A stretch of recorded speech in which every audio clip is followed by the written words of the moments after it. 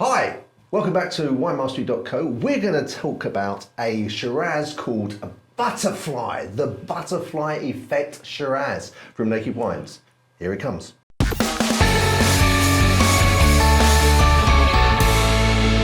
Hi, my name is John Lightfoot. This is John Murphy. And as I was just saying, we're going to talk about the Butterfly Effect Shiraz. I nearly said that. So it's from, surprise, surprise, Australia. Indeed. A lot of Shiraz comes from. Is it the It's their signature grape, isn't it? They grow the Shiraz the best in the world, or deemed to grow the best in the world. The climate, they just grow a beautiful Shiraz. So this is from Naked Wines. Now I'm sure they sell it through other outlets as well. I know Naked Wines is available in USA as well as UK. I'm sure you can get this particular wine from Australia in other countries as well. So in the UK, it's priced at $8.99. Yep. Which is not, really, really cheap. So it's not a cheap end, but it's not really, really. I mean, I think Shirazes can go into quite astronomical prices. Easily. So $8.99, as you say, it's not overly expensive, but it's not overly cheap either. No. So it's in the middle band there. Well, shall we have a look at the colour? Let's do it, John. Let's do it. Okay, yeah, we're getting that. It's nice and deep and rich there. There's that. We've definitely got that going on. It's more burgundy, ruby. Yeah. Probably. It looks quite clean, appealing. Yeah, it's very deep. It seems very deep. It doesn't seem very bright and but very deep and almost cloudy. It's not cloudy, but you know what I mean. I know what you mean. The brightness is not coming through. Yeah. I can see. Yeah, you can see it's not. And on the rim of the wine there, it's just white. There isn't any of your purpleness. No, and I do love that purpleness. You do love that purpleness. I do. You're always in for a good wine when you see that. It's disappointing to see that white rim, isn't it? Well, let's not judge just yet, John. Okay. Let's have a. I mean, they can't get everything right, I suppose. No, not everything, John. No. You can try. So, shall we have a look at the? Not have a look. Shall we have a smell of the nose? I've already done it. You ready? You've done that? I've not done it, but I'm ready for it. Okay, let's go for it. It's very delicate, isn't it? Yeah, you have to get in for that one, don't you? Yeah. That's not coming out to you. It's not a very obvious. I feel like saying to it, I'm the customer. Come to me. Why am I going to you? Make the effort. Well, yeah, please.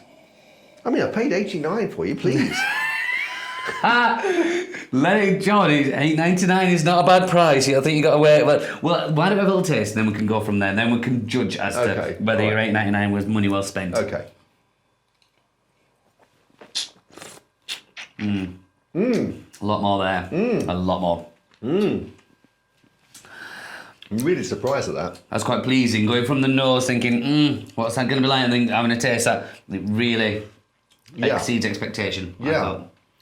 For me, the length isn't particularly long there.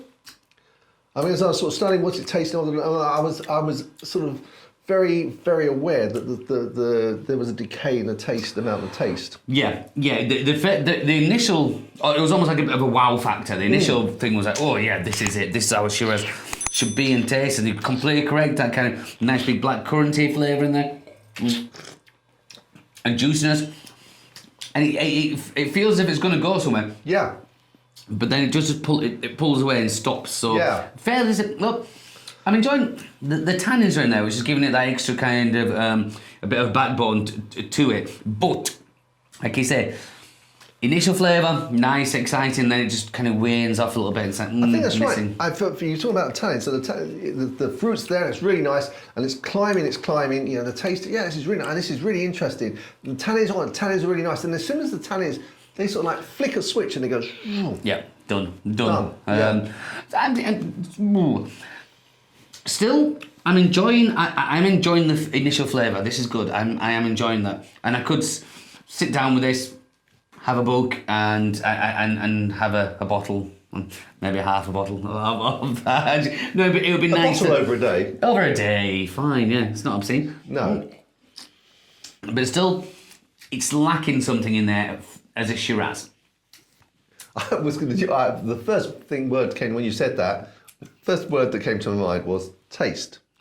Right. And that is very, very unfair because it did have taste, but not a long-lasting taste. And I think that's because the taste was it was really nice, but now I can't remember what it was. Yeah, because it's not hanging around. Left, to remind me of what it was. This is definitely something that you're constantly going back to. It's not something that you have a little taste and then, and let that. Yeah. Kind of filtered through there nicely. Yeah. Still, not bad. And again, $8.99, not bad. But, well, not bad is not good either. We're looking for a little more. Yeah. I would say. Yeah. So, it's a sort of wine that if you were with friends and a friend offered you drink it and you wouldn't complain. It's not sort of, if there are a couple of different reds going, I'd probably, if there were a couple of different reds going, I probably would try a different one after this. Yeah, I think I would have tasted that and got the gist of it. It's not, it's all right. It's not something it's wowing me, or it's not something that I'm thinking, I'd really like another glass of that. It's nice. Yeah, and so then you try another one and then make the choice about whether you like that one or this one more, and therefore go on to that one. Make it something, Yeah, make a decision. So I'm not disappointing with it. It's a fair price. It's got more than some cheaper Shirazes that we've tasted going for it. But I'm not. It's not wowing me, I think. No, I'm with you, John. So then, matching. Matching. Do you want to go first? Yes. Yeah, okay. Please. So I've read this, so it's put into my head. I can see how it works. So some sort of Italian pasta dish, a bolognese, some meaty pasta, even a tomato-ish pasta dish. I think that would actually balance very, very well with this. But red meats, again, I think maybe you could go for sort of roast beef, a dry roast beef, if you don't. But I would stick with the bolognese, I think. Mm-hmm. Cheese-wise, as you were just talking there about the bolognese, I was thinking immediately my mind went to the parmesan that you'd be going over the top because my mind works in the cheese. Yeah. But I'm actually thinking, it sounds fairly bog standard, but a cheddar. I reckon a nice, not too old cheddar, about 12 to 14 month old cheddar would just suit that. And I don't know why that came into mind, but I think that for most people, though, you're sort of talking a little bit up here when normal people's are down here. They would go by mild, medium, or strong. Okay, so I'd say a medium cheddar there. A cheddar that's got a bit of aging on there, that's not too over the top, not too in your face, that has more of the traditional kind of farmhousey flavour, as opposed to the bite, the strength in there. I think, would suit that nicely. Yeah, I think it would. Shiraz. Yeah, so would you just have little chunks of that, or would you have it with that and bread, or? Ooh, it's a mood thing. Now, personally, I'm a purist. I tend not even to have crackers with my cheese. I just want them at cheese. Really? Unless it's the softer cheeses, then a cracker. But when you've just had bread there, a nice bit of bread and butter, there's that traditional kind of almost ploughman's kind of style about it, some nice rustic bread, nice bit of butter, bit of cheddar on there with that. Ooh, yeah. Well, I feel I have to explain ploughman's to our overseas viewers. Yeah. Ploughman's is, as it suggests, a farmer ploughing.